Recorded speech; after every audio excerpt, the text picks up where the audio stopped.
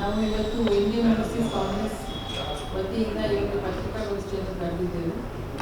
ಇಲ್ಲಿ ನನ್ನ ಜೊತೆ ಕುಳಿತಿರೋರೆಲ್ಲರೂ ಬೇರೆ ಬೇರೆ ದೇಶದಿಂದ ಬಂದಿರುವ ನಮ್ಮ ಇಂಡಿಯನ್ ಓವರ್ಸೀಸ್ ಕಾಂಗ್ರೆಸ್ನ ಪ್ರೆಸಿಡೆಂಟ್ಸು ಮತ್ತು ಅಲ್ಲಿನ ಪದಾಧಿಕಾರಿಗಳು. ಇವರು ವೀರೇಂದ್ರ ವಶಿಷ್ಠ ಅಂತ, ಅವರು ನಮ್ಮ ಓವರ್ಸೀಸ್ ಇಂಡಿಯನ್ ಕಾಂಗ್ರೆಸ್ನ ಸೆಕ್ರೆಟರಿ, ಯುರೋಪ್ ಭಾಗದ ಕಾರ್ಯದರ್ಶಿಗಳು, ಯುರೋಪ್ನ ಇನ್ಚಾರ್ಜ್.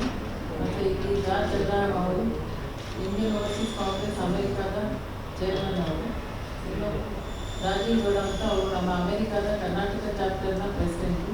ಮತ್ತು ಜಾಶ್ವಾ ಅಂತ ಅವರು ತಮಿಳುನಾಡು ಚಾಪ್ಟರ್ ಪ್ರೆಸಿಡೆಂಟು, ಅಂದರೆ ನಮ್ಮ ಇಂಡಿಯನ್ ಓವರ್ಸೀಸ್ ಕಾಂಗ್ರೆಸ್ USA ಭಾಗದಲ್ಲಿ. ಮತ್ತು ಅವರು ಗುರ್ದಾಸ್ ಪುರಿಯಾ ಅವರು ಜರ್ಮನಿಯಿಂದ, ಅವರು ಯುರೋಪದ ಜನರಲ್ ಸೆಕ್ರೆಟರಿ ನಮ್ಮ ಇಂಡಿಯನ್ ಓವರ್ಸೀಸ್ ಕಾಂಗ್ರೆಸ್. ಮತ್ತು ಅವರು ಸುಭಾಷ್ ಮಂತ್ರಿ ಅಂತ ಲಂಡನ್ನಿಂದ ಬಂದಿದ್ದಾರೆ, ಅವರು ನಮ್ಮ ಲಂಡನ್ ಇಂಡಿಯನ್ ಓವರ್ಸೀಸ್ ಕಾಂಗ್ರೆಸ್ನ ಪದಾಧಿಕಾರಿಗಳು. ಮತ್ತು ಇವರು ಜಾನ್ ಜೋಸೆಫ್ ಅಂತ ನಮ್ಮ ಇಂಡಿಯನ್ ಓವರ್ಸೀಸ್ ಕಾಂಗ್ರೆಸ್ USA ಉಪಾಧ್ಯಕ್ಷರು. ಹಾಗೆ ಅವರು ಶಶಿಧರ್ ಅವರು ನಮ್ಮ ಕರ್ನಾಟಕ ಚಾಪ್ಟರ್ನ ಅಧ್ಯಕ್ಷರು. ಆಮೇಲೆ ಆನಂದ್ ಅವರು ಸಿಂಗಪೂರಿಗೆ ಬಂದಿದ್ದಾರೆ, ಅವರು ಕೂಡ ನಮ್ಮ ಇಂಡಿಯನ್ ಓವರ್ಸೀಸ್ ಕಾಂಗ್ರೆಸ್ನ ಸಿಂಗಪೂರಿನ ಆಫೀಸ್ಗಳಿದ್ದಾರೆ. ಸೊ ಎಲ್ಲರಿಗೂ ನಮಸ್ಕಾರ. ನಾನು ಮೊದಲನೇ ಬಾರಿಗೆ ಇಂಡಿಯನ್ ಓವರ್ಸೀಸ್ ಗೋಷ್ಠಿಯಿಂದ ಇಲ್ಲಿ ಕರೆದಿದ್ದೇನೆ. ಯಾಕಂದರೆ ನಮ್ಮ ಇಂಡಿಯನ್ ಓವರ್ಸೀಸ್ ಕಾಂಗ್ರೆಸ್ ಬಗ್ಗೆ ನಿಮಗೆ ತಿಳಿದಿದೆಯೋ ಇಲ್ಲ, ಇದು ವರ್ಲ್ಡಲ್ಲಿ ನಮ್ಮದು 32 ಕಂಟ್ರೀಸಲ್ಲಿ ನಮ್ಮ ಒಂದು ಕಮಿಟಿಗಳಿದ್ದಾರೆ. ಇದಕ್ಕೆ ಸ್ಯಾಮ್ ಪೆಟ್ರೋಡಾ ಅನ್ನೋರು ಚೇರ್ಮನ್ನು, ಮತ್ತು ನಾನು AICC ಕಾರ್ಯದರ್ಶಿ, ಓವರ್ಸೀಸ್ ಕಾಂಗ್ರೆಸ್ನ ಇನ್ಚಾರ್ಜು. ನಮ್ಮ 32 ಕಂಟ್ರಿಗಳು ಕೂಡ ನಮ್ಮ ನ್ಯಾಷನಲ್ ಚಾಪ್ಟರ್ ಇರುತ್ತೆ, ಅದಕ್ಕೆ ಒಬ್ಬರು ಪ್ರೆಸಿಡೆಂಟ್ ಇರ್ತಾರೆ. ಅದರ ಕೆಳಗಡೆ ಬೇರೆ ಬೇರೆ ಒಂದು ಸ್ಟೇಟ್ನ ಚಾಪ್ಟರ್ನ ಪ್ರೆಸಿಡೆಂಟ್ ಮತ್ತು ಆಫೀಸರ್ಸ್ ಕೂಡ ಇರ್ತಾರೆ. ಇವಾಗ ಲೋಕಸಭಾ ಚುನಾವಣೆಯ ಟೈಮಲ್ಲಿ ಎಲ್ಲ ಪ್ರಪಂಚದ ನಾನಾ ಭಾಗದ ನಾನಾ ಕಂಟ್ರೀಸಿಂದ ಎಲ್ಲರೂ ಕೂಡ ಚುನಾವಣೆ ಪ್ರಚಾರಕ್ಕಾಗಿ ಬಂದಿದ್ದಾರೆ. ಅವರು ಯಾವ್ಯಾವ ರಾಜ್ಯದಿಂದ ಯಾವ್ಯಾವ ಒಂದು ಅವ್ರದ್ದು ಟೌನ್ ಇರ್ಬೋದು, ವಿಲೇಜ್ ಇರ್ಬೋದು, ಎಲ್ಲಿಂದ ಬಂದಿದ್ದಾರೋ ಆ ರಾಜ್ಯದಲ್ಲಿ ಅವರು ಎಲ್ಲರೂ ಕೂಡ ಕ್ಯಾಂಪೇನ್ ಮಾಡ್ತಾ ಇದ್ದಾರೆ. ಇನ್ನೂ ಜಾಸ್ತಿ ಜನ ಬಂದಿದ್ದಾರೆ. ಇಷ್ಟು ಜನ ನಿನ್ನೆ ರಾಹುಲ್ ಗಾಂಧಿಯವರ ಮಂಡ್ಯ ಕಾರ್ಯಕ್ರಮ ಇತ್ತು, ಮತ್ತು ಬೆಂಗಳೂರು ನಾರ್ತ್ ಸೌತ್ ಸೆಂಟ್ರಲಲ್ಲಿ ಸ್ವಲ್ಪ ಪ್ರಚಾರ ಮಾಡೋದಕ್ಕೋಸ್ಕರ ಬಂದಿದ್ದಾರೆ. ಮತ್ತು ಬೇರೆಯವರೆಲ್ಲ ನಮ್ಮ ಆಫೀಸ್ ಬೇರೆಯವರು ಬಂದು ಬೇರೆ ಬೇರೆ ರಾಜ್ಯದಲ್ಲಿ ಅವರವ್ರ ಊರಲ್ಲಿ ಅವರು ಕ್ಯಾಂಪೇನ್ ಮಾಡ್ತಿದ್ದಾರೆ. ಯಾಕಂದರೆ ಅವರವ್ರ ಊರಲ್ಲಿ ಅವರು ಚಿರಪರಿಚಿತರು. ಹಾಗೆ ವೋಟರ್ಸ್ನ ಫ್ಯಾಮಿಲೀಸ್ನ ಇನ್ಫ್ಲುಯೆನ್ಸ್ ಮಾಡ್ತೀವಿ. ಗಲ್ಫ್ ರಾಷ್ಟ್ರದಲ್ಲಿ ಇರೋರು ಕೆಲವು ಕೂಲಿ ಕಾರ್ಮಿಕರಿದ್ದಾರೆ, ಅವರೆಲ್ಲ ಅಲ್ಲಿ ಕೆಲಸ ಮಾಡೋರು, ಆದರೆ ಅವರ ಕುಟುಂಬಗಳು ಇದ್ದಾರೆ. ಸೊ ಅವರ ಹತ್ರ ಎಲ್ಲ ಅವರು ಮಾತಾಡಿ ನಮ್ಮ ಒಂದು ಕಾಂಗ್ರೆಸ್ ಪಾರ್ಟಿ ಕ್ಯಾಂಪೇನ್ ಮಾಡೋಕ್ಕೆ, ಪ್ರಚಾರ ಮಾಡೋಕ್ಕೆ ಬಂದಿದ್ದಾರೆ.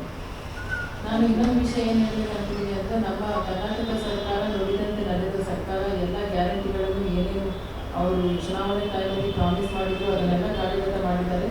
ಅದ್ರ ಜೊತೆಗೆ ಅವರು ನಮ್ಮ ಅನಿವಾಸಿ ಕನ್ನಡಿಗರಿಗೆ ಪ್ರತ್ಯೇಕ ಸಚಿವಾಲಯ ಮಾಡ್ತೀವಿ ಅಂತ ನಮ್ಮ ಒಂದು ಪ್ರಣಾಳಿಕೆಯಲ್ಲಿ ನಾವು ಹಾಕ್ಕೊಂಡಿದ್ವಿ. ಮತ್ತು ಗಲ್ಫ್ ರಾಷ್ಟ್ರಗಳಿಂದ ಹಿಂತಿರುಗಿ ಕೆಲಸ ಕಳ್ಕೊಂಡು ಬರೋರಿಗೂ ಕೂಡ ಒಂದು ಸ್ಕೀಮನ್ನು ಅದರೊಳಗೆ ಹಾಕ್ಕೊಂಡಿದ್ವಿ. ಅದೇ ಬೇರೆವೆಲ್ಲ ಯೋಜನೆಗಳನ್ನು ಅವರು ನುಡಿದಂತೆ ಮಾಡಿದ ಹಾಗೆ ಅನಿವಾಸಿ ಕನ್ನಡಿಗರಿಗೂ ಕೂಡ 5 ವರ್ಷದಿಂದ ಖಾಲಿ ಇದ್ದ ಅನಿವಾಸಿ ಉಪಾಧ್ಯಕ್ಷ ಹುದ್ದೆಗೆ ನನ್ನನ್ನು ಅಪಾಯಿಂಟ್ ಮಾಡಿದ್ದಾರೆ. ಅದೇ ರೀತಿ ನಾವು ಪ್ರತ್ಯೇಕ ಸಚಿವಾಲಯ ಮಾಡುವ ನಿಟ್ಟಿನಲ್ಲಿ ಕೂಡ ಕೆಲಸ ಮಾಡ್ತಿದ್ದೇವೆ. ಅದೇ ರೀತಿ ನಮ್ಮ ಕೇಂದ್ರ ಸರ್ಕಾರದ ಪ್ರಣಾಳಿಕೆ ಏನು ಬಿಡುಗಡೆಯಾಗಿದೆ ಅದರಲ್ಲೂ ಕೂಡ 25 ಗ್ಯಾರಂಟಿ ಕೊಡ್ತೀವಿ ಅಂತ ಅವರು ಮೊನ್ನೆಯಿಂದ ಘೋಷಣೆ ಮಾಡಿದ್ದಾರೆ. ಅದರಲ್ಲಿ 5 ಗ್ಯಾರಂಟಿ ಮುಖ್ಯವಾದದ್ದು ಯುವ ನ್ಯಾಯ, ನಾರಿ ನ್ಯಾಯ, ಶ್ರಮಿಕ ನ್ಯಾಯ, ಕಿಸಾನ್ ನ್ಯಾಯ ಮತ್ತು ಹಿಸ್ಸೇದಾರಿ ನ್ಯಾಯ. ಅದ್ರ ಜೊತೆಗೆ ಅನಿವಾಸಿ ಭಾರತೀಯರಿಗೆ, ಅಂದರೆ ಮುಂಚೆ ಮನಮೋಹನ್ ಸಿಂಗ್ ಅವರ ಗೌರ್ಮೆಂಟ್ ಇದ್ದಾಗ ಅನಿವಾಸಿ ಭಾರತೀಯರಿಗೆ ಪ್ರತ್ಯೇಕ ಸಚಿವಾಲಯ ಇತ್ತು. ಅವರಿಗೆ ಅನೇಕ ಯೋಜನೆಗಳನ್ನು ಕೈಗೊಂಡಿದ್ದರು. ಆದರೆ BJP ಗೌರ್ಮೆಂಟ್ ಬಂದ ಮೇಲೆ 2016ರಲ್ಲಿ ಈ ಒಂದು ಅನಿವಾಸಿ ಭಾರತೀಯರ ಸಚಿವಾಲಯವನ್ನು ವಿದೇಶಾಂಗ ಸಚಿವಾಲಯ ಜೊತೆ ಮರ್ಜ್ ಮಾಡಿದ್ರು. ಈಗ ಪ್ರತ್ಯೇಕ ಸಚಿವಾಲಯದ ಅನಿವಾಸಿ ಭಾರತೀಯರಿಗೆ ಇಲ್ಲ. ಆದರೆ ನಮ್ಮ ಕೇಂದ್ರ ಸರ್ಕಾರದ ಈ ಪ್ರಣಾಳಿಕೆಯಲ್ಲಿ ಮತ್ತೆ ಕಾಂಗ್ರೆಸ್ ಕೇಂದ್ರದಲ್ಲಿ ಅಧಿಕಾರ ಬಂದರೆ ನಮ್ಮ ಒಂದು ಅನಿವಾಸಿ ಭಾರತೀಯರಿಗಾಗಿ ಪ್ರತ್ಯೇಕ ಸಚಿವರನ್ನು ನೇಮಿಸುತ್ತೇವೆ ಅಂತ ಘೋಷಣೆ ಮಾಡಿದ್ದಾರೆ. ಸೊ ಇದನ್ನು ನಾವು ಮಾಧ್ಯಮದ ಮೂಲಕ ಅನಿವಾಸಿ ಭಾರತೀಯರಿಗೂ ಕೂಡ ಈ ಒಂದು ಸಂದೇಶವನ್ನು ರವಾನೆ ಮಾಡಲು ಇಚ್ಛಿಸ್ತೇನೆ. ಹಾಗೆ ಇನ್ನು ನಮ್ಮ ಅನಿವಾಸಿ ಕನ್ನಡಿಗರೇನಿದ್ದಾರೆ ಅವ್ರದ್ದು ಕೂಡ ಭಾಳಷ್ಟು ಸಮಸ್ಯೆ ಗಲ್ಫ್ ರಾಜ್ಯದಲ್ಲಿದೆ. ವೋಟಿಂಗ್ ರೈಟ್ಸ್ ಇಲ್ಲ ಅವರಿಗೆ, ಅವರು ಅಲ್ಲೂ ವೋಟ್ ಮಾಡೋಕ್ಕಿಲ್ಲ, ಮತ್ತು ಇಲ್ಲಿಗೆ ಬಂದು ವೋಟ್ ಮಾಡೋಕ್ಕೆ ಅವರಿಗೆ ಬಹಳ ಒಂದು ಎಕ್ಸ್ಪೆನ್ಸ್ ಆಗ್ತಾ ಇದೆ. ಅಂಥವ್ರಿಗೂ ಕೂಡ ನಮ್ಮ ಸರ್ಕಾರ ಬಂದರೆ ಕೇಂದ್ರ ಸರ್ಕಾರದಲ್ಲಿ ನಾವು ಅಲ್ಲೇ ಅವರು ವೋಟ್ ಮಾಡೋ ರೀತಿಯಲ್ಲಿ, ಅಂದರೆ ನಮ್ಮ ರಾಯಭಾರಿ ಕಚೇರಿಗೆ ಹೋಗಿ ವೋಟ್ ಮಾಡೋದು ಅಥವಾ ಆನ್ಲೈನ್ ವೋಟಿಂಗ್ ಅಲ್ಲಿಂದಲೇ ಮಾಡೋ ಥರ ನಾವು ಅದನ್ನು ಕೇಂದ್ರ ಸರ್ಕಾರದಲ್ಲಿ ನಾವು ಬಂದರೆ ಅದನ್ನು ಖಂಡಿತ ಪರಿಚಯ ಮಾಡ್ತೀವಿ. ಅದೇ ರೀತಿ ಹಿಂದೆ ತಿರುಗಿ ಬರುವ ನಮ್ಮ ಭಾರತೀಯರಿಗೆ, ಗಲ್ಫ್ ರಾಷ್ಟ್ರದವರಿಗೆ ಅವರು ಕೂಡ ಬೇರೆ ಬೇರೆ ಯೋಜನೆಗಳು ಮುಂಚೆ ಇತ್ತು ನಮ್ಮ ಸರ್ಕಾರದಲ್ಲಿ, ಅದನ್ನು ಈಗೆಲ್ಲರೂ ಮರ್ಜ್ ಆದಮೇಲೆ ಅದು ಯಾವುದೂ ಕೂಡ ಕಾರ್ಯಗತ ಆಗ್ತಾ ಇಲ್ಲ. ಅದನ್ನೆಲ್ಲವೂ ಕೂಡ ನಾವು ಮತ್ತೆ ಅಧಿಕಾರಕ್ಕೆ ಬಂದರೆ ಖಂಡಿತ ಅದನ್ನು ಮತ್ತೆ ಕಾರ್ಯಗತ ಮಾಡ್ತೇವೆ. ಕರ್ನಾಟಕ ರಾಜ್ಯದಲ್ಲಿ ಹೇಗೆ ಮಾಡ್ತಾ ಇದ್ದೀವಿ ಹೇಳಿದ್ದನ್ನು ಅದೇ ರೀತಿ ಅಲ್ಲೂ ಕೂಡ ಮಾಡ್ತಾರೆ ಅನ್ನೋ ಒಂದು ಮಾತನ್ನು ಹೇಳಿ ಇಚ್ಛಿಸ್ತೇನೆ. ಈಗ ನಮ್ಮ ಓವರ್ಸೀಸ್ ಕಾಂಗ್ರೆಸ್ ಸೆಕ್ರೆಟರಿ ಯುರೋಪ್ ಭಾಗದ ಕಾರ್ಯದರ್ಶಿಗಳಾದ ವೀರೇಂದ್ರ ವಶಿಷ್ಠ ಅವರು ಮಾತಾಡ್ತಾರೆ. आपको अभी आरती जी ने जो हमारी प्रभारी हैं उन्होंने बताया कन्नड़ में. अब मैं कोशिश करूंगा कि जो हिंदी के आपके व्यूअर्स हैं उनको और मेरे बाद इंग्लिश व्यूअर्स के लिए बोलेंगे, और बाद में हमारे साथी सिंगापुर से लेकर अमेरिका तक, यूके तक और हर जगह से, यूरोप से, हर जगह से साथी आए हुए हैं. आपके बीच में आज आने का मकसद ये था क्योंकि भारतीय राष्ट्रीय कांग्रेस की नीतियों का समर्थन करने, उनके द्वारा जो मैनिफेस्टो तैयार किया गया है, आज हर प्रवासी ये मानता है कि भारतीय जनता पार्टी केवल झूठ की पार्टी हो गई है. उसने कोई भी वादा पूरा नहीं किया है और देश के हालात जो हैं वो बिगड़ चुके हैं. इसीलिए अपने कामों को छोड़कर, अपने सारे समय को छोड़कर ये प्रवासी भारतीय चाहते हैं कि उनका पुराना भारत, जो कि स्वतंत्रता संग्राम के सेनानियों ने देखा था, जिसे हम आइडिया ऑफ इंडिया कहते हैं, जिसकी लड़ाई कांग्रेस पार्टी लड़ रही है कि हमें इस संविधान को बचाना है और अपने महान राष्ट्र को महान बनाना है. उस सब के लिए आज हमारे बीच में सैम पित्रोदा जी के नेतृत्व में हम सब ने, और आरती जी हमारी प्रभारी हैं, उन सब ने मिलकर ये फैसला किया कि पूरे देश में, ये आपके लिए केवल झांकी है, पूरे देश में आईओसी के वर्कर काम कर रहे हैं, गलियों में जा रहे हैं. जैसे हमारे कर्नाटका के, अमेरिका के प्रेसिडेंट राजीव गौड़ा जी, वो पिछले 20 दिन से उन्होंने घर भी नहीं गए हैं, वो इस प्रकार से कैंपेन कर रहे हैं. गुरदासपुरिया जी पिछले 1 महीने से हिंदुस्तान में हैं. सुभाष मंत्री जी यूके से स्पेशल आकर यहीं, डॉक्टर हमारे जोशना, ये बहुत ही ब्रिलियंट डॉक्टर हैं, इंटरनल मेडिसिन में इनका अमेरिका में नाम है. ये अपने देश को ठीक करने के लिए तमिलनाडु के लोगों के बीच में. सबसे इम्पोर्टेंट मैं आपको बताऊं कि कतर से शशिधर जी, जो हमारे कर्नाटका के प्रेसिडेंट है चैप्टर के, वो डॉक्टर जॉन जोशना जो तमिलनाडु में. इन सब के बाद हमारे जो सीनियर मोस्ट वर्कर या जो हमारे लिए आइडियल हैं, जॉर्ज इब्राहिम जी, जिन्होंने यूएन में 30 साल से ज़्यादा सर्विसेज दी और वो वहाँ टेक्निकल हेड थे. अब आप ही देखिए कि इतने अच्छे लोग भारत के लोगों को बताना चाहते हैं कि केवल नरेंद्र मोदी की सरकार में जुमलों के अलावा कुछ नहीं मिला है. आप सब आइए और अपने भारत को महान बनाइए और भारत के संविधान को बचाइए. जय हिंद, जय भारत. जॉर्ज इब्राहिम जी जो हमारे ग्लोबली मीडिया को भी हैंडल करते हैं, वो हमारे कोऑर्डिनेशन भी देख रहे हैं सारा, तो अब आपको इंग्लिश में. ಅಮೆರಿಕದಿಂದ ನಮ್ಮದು ಓವರ್ಸೀಸ್ ಕಾಂಗ್ರೆಸ್ ಇದೆ. ಅದಾದಮೇಲೆ ಲಂಡನ್ ಮತ್ತು ಬೇರೆ ಬೇರೆ ದೇಶದಲ್ಲಿ ಇತ್ತೀಚಿನ ದಿನಗಳಲ್ಲಿ ಪ್ರಾರಂಭ ಮಾಡಿದ್ದೇವೆ. ಬಟ್ ಅಮೆರಿಕದ್ದು ತುಂಬ ಹಳೆಯ ಒಂದು ಆರ್ಗನೈಸೇಷನು. ಅದಕ್ಕೆ ಅವರು ಸುಮಾರು ಒಂದು 40 ವರ್ಷದಿಂದ ಕೆಲಸ ಮಾಡ್ತಿದ್ದಾರೆ. ಯುಎನ್ನಲ್ಲೆಲ್ಲ ಇದು ರಿಟೈರ್ ಇಲ್ಲ. ಅಕ್ಕ ಇದಲ್ಲ, ಅಕ್ಕ ಅದು ಬರೀ ಕನ್ನಡದವರು. ಇದು ನಮ್ಮ ಇಂಡಿಯನ್ ಓವರ್ಸೀಸ್ ಕಾಂಗ್ರೆಸ್ ಎಲ್ಲ ರಾಜ್ಯದವರು ಚಾಪ್ಟರ್ಗಳು ಇರ್ತವೆ. ನ್ಯಾಷನಲ್ ಚಾಪ್ಟರ್ಗೆ ನಾವು ಒಬ್ಬರನ್ನು ಪ್ರೆಸಿಡೆಂಟ್ ಮಾಡ್ತೀವಿ. ಇದು ಇಡೀ ಭಾರತೀಯರು, ಬರೀ ಕರ್ನಾಟಕ ಅಲ್ಲ. ಕರ್ನಾಟಕದ ಅದರೊಳಗೆ ಬರೀ ಒಂದು ಚಾಪ್ಟರ್ ಇರುತ್ತೆ. ಹಾಂ, ಅಕ್ಕಗೆ ಅಮರನಾಥ್ ಗೌಡ್ರು ಇದ್ರು ಅವಾಗ. ಈಗ ಬೇರೆ ಬೇರೆ ಪ್ರೆಸಿಡೆಂಟ್ಗಳು ಚೇಂಜ್ ಆಗಿದ್ದಾರೆ ಮತ್ತು ಅವರು ಸ್ಪ್ಲಿಟ್ ಆಗಿದ್ದಾರೆ. ನಾವೀಗ ಆಗ್ತಾ ಇದೆ ಆಗ್ತಾರೆ. ಸೊ ಇವ್ರಿಗೂ ಅದಕ್ಕೂ ಸಂಬಂಧ ಇಲ್ಲ. ಇವರು ಆ್ಯಕ್ಚುಲಿ ಕೇರಳದವರು ಒರಿಜಿನಲ್. ಸೊ ಅವರು ಫೊಕಾನ ಫೋಮಾ ಅಂತ, ಅದು ಅವ್ರದ್ದು ಆರ್ಗನೈಸೇಷನು. ಬಟ್ ಇದು ನಮ್ಮದು ಈ ಕಾಂಗ್ರೆಸ್. ಹಾಂ, ಹೌದು ಹೌದು.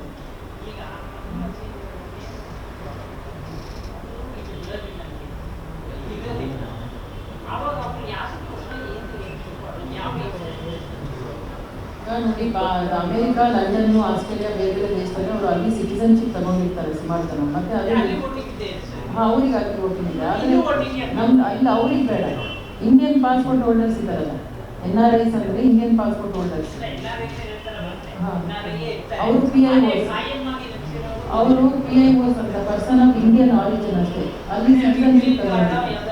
ಹೌದು, OCI ಕಾರ್ಡ್ ಅಂದರೆ ಅವರು ಅಲ್ಲಿ ಸಿಟಿಸನ್ ತಗೊಂಡು OCI ಕಾರ್ಡನ್ನು ನಮ್ಮ ಗೌರ್ಮೆಂಟಿಗೆ ಅವ್ರಿಗೆ ಕೊಟ್ಟು ಕೇಳ್ತಾ ಇದ್ದಾರೆ. ನಾವು ನಾವು ಈಗ ವೋಟ್ ಮಾಡ್ಬೇಕಂತ ಕೇಳ್ತಿರೋದು ಇಲ್ಲಿಂದ IT ಪ್ರೊಫೆಷನಲ್ಸ್ ಹೋಗಿರ್ತಾರೆ, ಅವರೆಲ್ಲ ಇಂಡಿಯನ್ ಪಾಸ್ಪೋರ್ಟ್ ಇಟ್ಕೊಂಡಿರ್ತಾರೆ. ಮತ್ತು ನಮ್ಮ ಗಲ್ಫ್ ರಾಷ್ಟ್ರದಲ್ಲಿ ಅವರು ಆ ರಾಷ್ಟ್ರದಲ್ಲೂ ವೋಟ್ ಹಾಕೋಕ್ಕಾಗ್ತಿಲ್ಲ, ಇಲ್ಲೂ ಹಾಕೋಕ್ಕಾಗ್ತಿಲ್ಲ. ಯಾಕಂದರೆ ಅವ್ರು ಗಲ್ಫ್ನಲ್ಲಿ ಎಷ್ಟೇ ವರ್ಷ ಇದ್ದರೂ ಅಲ್ಲಿ citizen ಆಗೋಕ್ಕಾಗಲ್ಲ.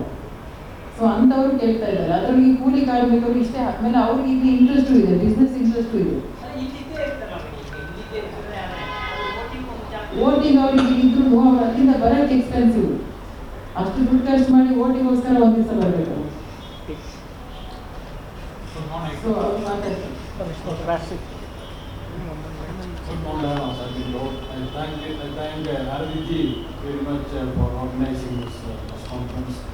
Of course, as she has already said, we have come from different parts of the world, and I, along with a couple of other IOC officials, came also from the United States. We are here because we are concerned about democracy. We are here because we felt that the institutions which were created under the Nehruvian vision is being diminished. Why we are concerned? NRIs have always been an integral part of India's socio-economic development.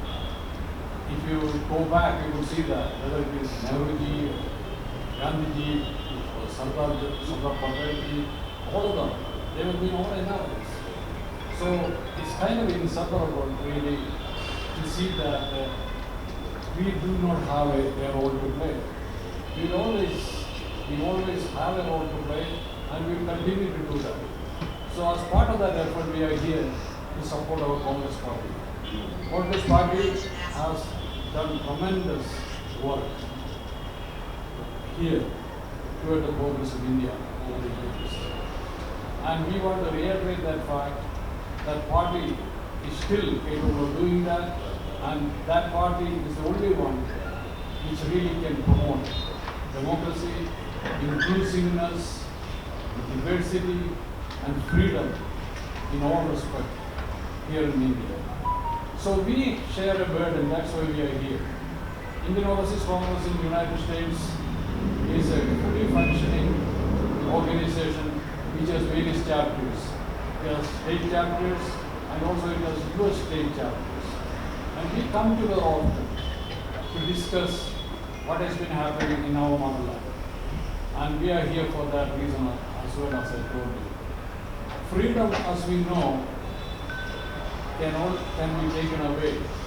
Once President Ronald Reagan said, freedom is not really passed through the bloodstream, but it has to be inculcated. People have to be re-educated, and it has to be reminded, and also sometimes it has to be fought for in order to keep going. So we feel that as people who have been born here in this country, and at the same time have the privilege to be in another democratic country, we feel that we want to have these democracies not only just survive, but also thrive. We want these two democracies to come together on the while focusing on the strategic objectives, but also to focus on human rights, focus on religious freedom, focus on inclusiveness, focus on equity, so that we can emphasize on the bottom-up approach rather than bottom-down approach. So our objective here is, of course, to help the party. So some of us are working in various constituencies across India, and we will continue to do that to promote democracy and freedom and equal justice for all the people here in India. Let me also say one more thing. I know there are certain emphasis on what NRIs could say, what NRIs shouldn't say, but let me say, the OCI cards are there. They are there because we recognize the people of Indian origin, the people non-resident Indians, as part of our society. Our diaspora is also almost 13 million strong. We almost have $100 billion in foreign remittance last year alone. So we can send our resources here, but we don't have any right to say. I think it is shameful that OCI is often being weaponized to silence the foreign critics. I think it is not fair, and it shouldn't be done. We are here to say that we really are here because we feel that we have a stake in the democratic traditions here. We have a stake in the India's development. As you know, Indians have really gone abroad through the technology transfer, through the startups of IT entities. We have really got tremendous progress in this country, and it is a shared development, and we want to continue to go forward in that direction. And I hope that this coming election, the people here in Karnataka and people across the country will realize that a change is needed. A change is needed because people are at this point in time feeling that they are afraid to say something. They are fearful of their expressions. Can you believe that that is not a country which Ambedkar and Nehru have envisaged. So our appeal to every voter here is, please take a look at it. Modi has promised so much, but what he has delivered. Is the common man today, I see, better off in the last 4 years than before? So this is the question I think we really have to ask. If that is not, then I think it's an opportunity to change the regime and bring more equality, justice and concern for the people who are at the bottom and also who are minorities and who feel that they are being victimized. Once again, I want to thank you, and I will take some questions later on. We have our Karnataka chapter president here. He is a very active chapter, which was inaugurated by none other than Honorable Moili when he visited. And right now, Mr. Rajiv Gowda is the president of that. Of course, we are hoping that he will continue to gain more members, put together a stronger team, so that we will really have a much more fruitful efforts and exercises in the future. ನನ್ನ ಹೆಸರು ರಾಜೀವ್ ಗೌಡ ಅಂತ. ನಾವು ಬೆಳೆದದ್ದು ಒಂದು ಪುಣ್ಯ ಭೂಮಿ ಅಂತ ನೆನೆಸ್ಕೊತಾ ಇದ್ದೀವಿ. ಅಂದರೆ ಭಾರತ ಅಂದರೆ ನೋಡಿ, ನನ್ನ ರೋಮ್ ನಾವು ಆಗಲೇ ಅಂತ ಸುಂದರವಾದ ಸ್ಥಳ. ಇಲ್ಲಿ ಹುಟ್ಟಿ ಬೆಳೆದವರು, ಇಲ್ಲಿಂದ ಅಮೇರಿಕಾಗೆ ಹೋದವರು, ಮತ್ತೆ ಅಲ್ಲಿಂದ ಯಾಕೆ ಬಂದಿದ್ದೀವಿ ಅಂತ ನೀವು ಕೇಳ್ಬೋದು. ಅದಕ್ಕೆ ಮೊದಲೇ ನಾನು ಫಸ್ಟ್ ಆರ್ತಿ ಅವರಿಗೆ, ಡಾಕ್ಟರ್ ಆರ್ತಿ ಕೃಷ್ಣ ಮತ್ತು ವಶಿಷ್ಠ ವೀರೇಂದ್ರ ವಶಿಷ್ಠ ಮತ್ತು ಎಲ್ಲರಿಗೂ ಪ್ರತಿಯೊಬ್ಬರಿಗೂ respect every one for coming here and giving us an audience ಅದನ್ನು ಹೇಳ್ಬಿಟ್ಟು, ಇಂಥ ಒಳ್ಳೆ ದೇಶನ, ಭಾರತ ಅಂದರೆ ಅಷ್ಟು ಮರ್ಯಾದೆ ಇದ್ದ ದೇಶನ ಇವಾಗ ಏನು ಹೇಳ್ತಾ ಇದ್ದಾರೆ ಅಮೇರಿಕಾದ ಪ್ರೆಸಿಡೆಂಟ್ ಕೇಳಿದ್ದೀರಾ? Please make Indian election fair and transparent. ಅದೊಂದು ಮಾತನ್ನು ತಗೊಂಡು ಮಾತಾಡೋಣ. ಬೇರೆ ದೇಶದವರು ಇದುವರೆಗೂ ಯಾವಾಗಲೂ ಹೇಳದೇ ಇರುವಂತ ಇಂಥ ಒಂದು ಸೆಂಟೆನ್ಸ್ ಅವ್ರು ಯೂಸ್ ಮಾಡಿರ್ಬೇಕಾದ್ರೆ ಏನೋ ತಪ್ಪು ನಡೀತಾ ಇದೆ ಅಲ್ವೇ? ಅದು ಕರೆಕ್ಟ್ ಅಲ್ಲ, ಸರಿ. ನಾವು ಬಂದಿದ್ದು ಯಾಕಂದ್ರೆ ನಾವು ಬಂದಿದ್ದು ಯಾಕಂದ್ರೆ ನಮ್ಮ ದೇಶದಲ್ಲಿ ಯಾವುದು ಅಂತ ನಡೀತಾ ಇಲ್ಲ, ನಡೆಯೋದು ಇಲ್ಲ, ಇದು ಚೆನ್ನಾಗಿ ನಡೀತಾ ಇದೆ ಅಂತ ಅದ್ರ ಬಗ್ಗೆ ನಾವು ಇಲ್ಲಿ ಬಂದು ಪ್ರೋತ್ಸಾಹ ಕೊಟ್ಟು ಎಲೆಕ್ಷನ್ ಚೆನ್ನಾಗಿ ನಡೀಬೇಕು, ನಮ್ಮ ಕರ್ನಾಟಕ ಮತ್ತೆ ನಮ್ಮ ಭಾರತ ದೇಶಕ್ಕೆ ಒಳ್ಳೆ ಹೆಸರು ಇರಬೇಕು, ಡೆಮಾಕ್ರಸಿ ಇರಬೇಕು ಅನ್ನೋದನ್ನ ಮಾತ್ರ ಹೇಳ್ತಾ ಇದ್ದೀವಿ. ನಾವು ಅವ್ರು ಹೇಳೋದ್ರ ಬಗ್ಗೆ ಕೇಳ್ತಾ ಇಲ್ಲ. ನಾವು ಇಲ್ಲಿ ಬಂದು ಇಲ್ಲ, ನಮ್ಮ ದೇಶ ಅಂತ ದೇಶ ಅಲ್ಲ, ನಮ್ಮ ದೇಶ democracy, it's A beacon of democracy, it stands for secularism, it is fighting for small people ಅನ್ನೋದು ಹೇಳೋದನ್ನ ಅದಕ್ಕೋಸ್ಕರ ನಾವು ಬಂದಿದ್ದೀವಿ ಅಲ್ವೇ? ಇವಾಗ ನೀವು ಎಲ್ಲ ಪತ್ರಕರ್ತರ ಮೇಲೆ ಎಲ್ಲ ಬಂದಿದ್ದೀರ, ನಿಮಗೆಲ್ಲ ತುಂಬ ಸಂತೋಷ. ನೀವು ಒಂದು ಆಯ್ನ ಇದ್ದಂಗೆ, ಒಂದು ಮಿರರ್ ಇದ್ದಂಗೆ, ನೀವು ರಿಫ್ಲೆಕ್ಟ್ ಮಾಡ್ತೀರ ಏನು ನಡೀತಾ ಇದೆ ಪ್ರಪಂಚದಲ್ಲಿ ಅಂತ. ಅದಕ್ಕೆ ನಾನು ನಿಮಗೆಲ್ಲ ನಮಸ್ಕಾರ ಹೇಳ್ತಾ ಇದ್ದೀನಿ. ಯಾಕೆಂದರೆ ನೀವು ಮಾಡೋ ಕೆಲಸ ತುಂಬ ಕಷ್ಟದ ಕೆಲಸ, ಅದನ್ನು ಮಾಡ್ತಾ ಇದ್ದೀರ ಆಯಿತಾ. ಇವಾಗ ಮೋದಿ ಅವರು 10 ವರ್ಷ ಪ್ರಜಾಪ್ರಭುತ್ವ ನಡೆಸ್ತಾ ಇದ್ದಾರೆ. ಒಂದು ಪ್ರೆಸ್ ಕಾನ್ಫರೆನ್ಸ್ ಕೊಟ್ಟಿದ್ದಾರಾ? ನೀವೇ, ನೀವು ಪತ್ರಕರ್ತರು, ಯು ನೋ ಬೆಟರ್. 10 ವರ್ಷದಿಂದ ಅವರು ಪ್ರೆಸ್ ಕಾನ್ಫರೆನ್ಸ್ ಕೊಟ್ಟಿದ್ದಾರಾ? ಯಾಕೆ ಕೊಟ್ಟಿಲ್ಲ? ಆ ಕ್ವಶನ್ ಕೇಳ್ಬೋದಲ್ವೇ? ಎರಡನೇದು, ಮೋದಿ ಅವರು CM ಆಗಿದ್ದಾಗ ಡಾಲರ್ ಬೆಲೆ 53 ರೂಪೀಸ್ ಇತ್ತು ಅವಾಗ ಮೋದಿ ಗುಜರಾತ್ CM ಏನ್ ಹೇಳಿದ್ರು, ನಿಂತ್ಕೊಂಡು ದೊಡ್ಡಾಗಿ ಪಾಕಿಸ್ತಾನದ್ದು ಕಡಿಮೆ ಆಗಿಲ್ಲ, ಬಾಂಗ್ಲಾದೇಶದ ಕಡಿಮೆ ಆಗಿಲ್ಲ, ಶ್ರೀಲಂಕಾದ ಕಡಿಮೆ ಆಗಿಲ್ಲ, ಇಂಡಿಯಾದ ಕಡಿಮೆ ಆಗ್ತಾ ಇದೆ ರೂಪಿ, ಅದಕ್ಕೆ ಪ್ರೈಮ್ ಮಿನಿಸ್ಟರ್ ಉತ್ತರ ಕೊಡಬೇಕು ಅಂತ ಆವಾಗ CM ಆನರಬಲ್ ನರೇಂದ್ರ ಮೋದಿ ಅವರು ಆ CM ಪ್ರೈಮ್ ಮಿನಿಸ್ಟರ್ ಕೇಳಿದ್ರು. ಕರೆಕ್ಟ್ ಅವ್ರು ಕೇಳಬೇಕು ಹಾಗೇ ಇತ್ತು, ಅದನ್ನು ಕೇಳಿದ್ರು. ಇವಾಗ ನಾವು $1 84 ರೂಪಾಯಿ ಆಗಿದೆ. ನಾವು ಮೋದಿ ಅವರೇ ಅದಕ್ಕೆ ಉತ್ತರ ಯಾಕೆ ಕೊಡ್ತಾ ಇಲ್ಲ ಅಂತ ಕೇಳೋದಕ್ಕೆ ಅಧಿಕಾರ ಇದೆಯಾ ಇಲ್ವಾ ನಮ್ಗೆ? ಇದೆ ಅಲ್ವೇ? What goes around comes around, what is good for the goose it's good for the gander ಅಂತ ಹೇಳ್ತಾರೆ ಇಂಗ್ಲಿಷ್ ಅಲ್ವೇ? ನಿಮಗೆ ಯಾವ್ದು ಒಳ್ಳೆಯದೋ ನಮಗೂ ಒಳ್ಳೆಯದು, ನಮಗೂ ಅಧಿಕಾರ ಇದೆ. ಈ ಕೆಲವಾರು ಪ್ರಶ್ನೆಗಳನ್ನ ನಾವು ಯಾಕೆ ಕೇಳಬೇಕು ಅಂದ್ರೆ, ನಮ್ಮ ಕರ್ನಾಟಕ ಮತ್ತೆ ಇಂಡಿಯಾ ಚೆನ್ನಾಗಿ ಬೆಳಿಬೇಕು, ಬದುಕಬೇಕು, ನಾವು ಬಂದು ಸಹಾಯ ಮಾಡಬೇಕು ಅನ್ನೋ ಪರಿಸ್ಥಿತಿ ನಾವು ಬಂದಿದ್ದೀವಿ. ಎಲೆಕ್ಷನ್ ನೋಡಿ 5 ವರ್ಷಕ್ಕೊಂದ್ಸರಿ ಬರುತ್ತೆ. ಬಂದಾಗ ಜನರಿಗೆ ಒಂದು ಅವಕಾಶ ಸಿಗುತ್ತೆ.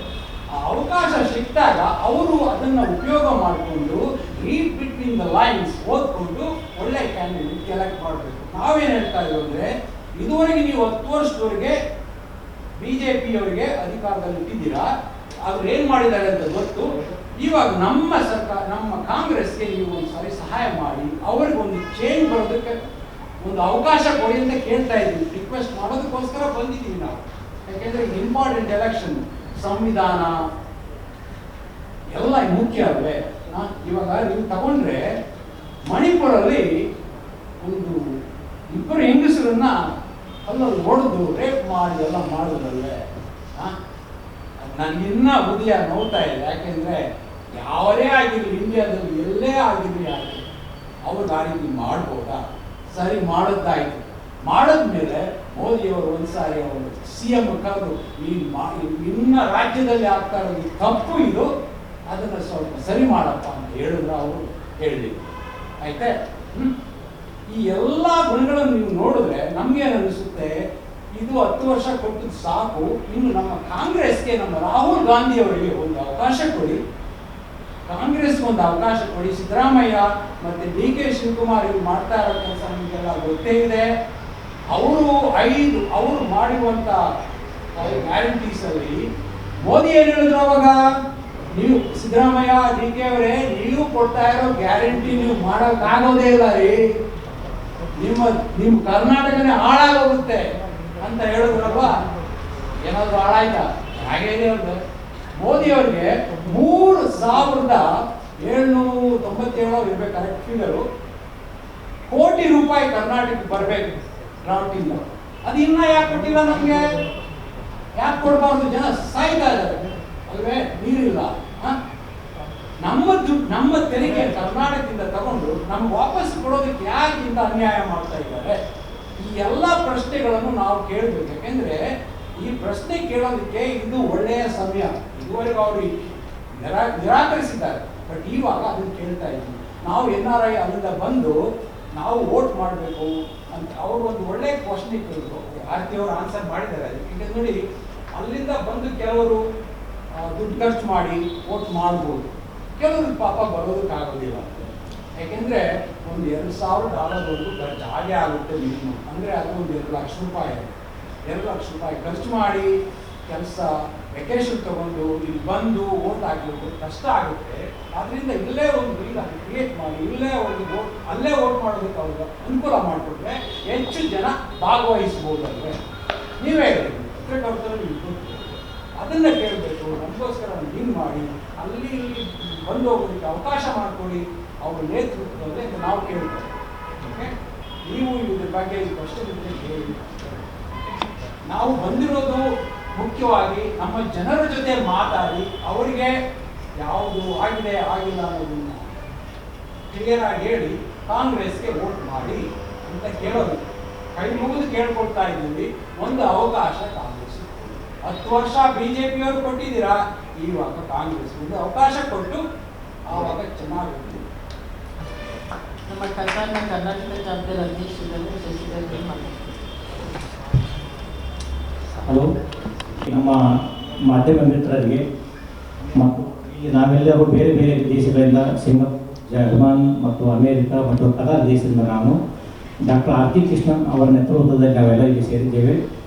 ನಾವು ಕಳೆದ ವಿಧಾನಸಭಾ ಚುನಾವಣೆಯಲ್ಲೂ ನಾವು ಕರ್ನಾಟಕಕ್ಕೆ ಬಂದು ನಮ್ಮ ಪಕ್ಷದ ಪ್ರಚಾರವನ್ನು ಮಾಡಿ ಪಕ್ಷವನ್ನು ಅಧಿಕಾರಕ್ಕೆ ತರುವಲ್ಲಿ ನಾವು ಶ್ರಮವಹಿಸಿದ್ದೇವೆ.